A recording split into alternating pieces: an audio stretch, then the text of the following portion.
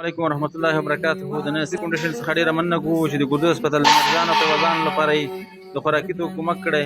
دلته ډېر غریبانان خلک راځي، د لرې ځایونو نه راځي، یوه شپه دوه شپې یوه هفته پورې د بسترې د خوراکي توکو لپاره ورسره پیسې نه وي.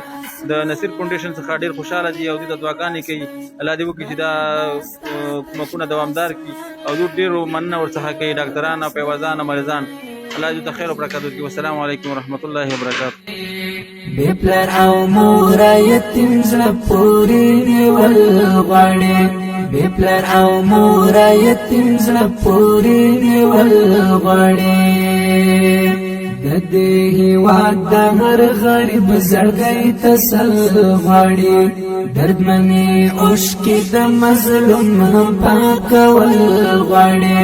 خدایا داستا ترشنا اسمان لاندې نایلای ناس دی، خدایا داستا ترشنا اسمان لاندې نایلای ناس دی.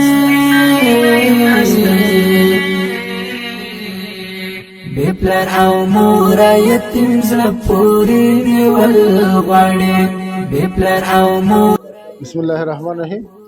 د نصیر خیره بنسټ څخه یو نړۍ مننه چې د ګردو ناروغانو لپاره د ډوډۍ بندوبست کړی دی. الله تعالی دې ورته په دنیا او آخرت کې اجرونه ورکړي.